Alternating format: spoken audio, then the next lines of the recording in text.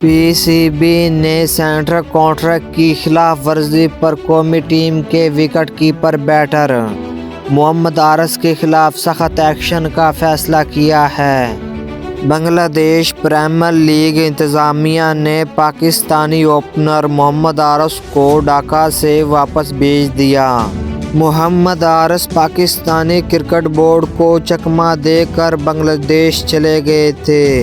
اسے این او سی نہ ملنے کے باوجود بنگلہ دیش پریمیئر لیگ کھیلنے ڈھاکہ پہنچے تھے اور چٹاگرام چیلنجر کی ٹیم کے ساتھ 2 دن بھرپور پریکٹس بھی کرتے رہے۔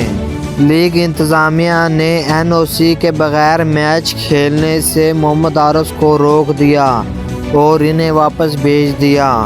محمد عارض اپنے کوٹے کے 2 لیگ کھیل چکا تھا اور تیسرے کی این او سی نہیں ملی۔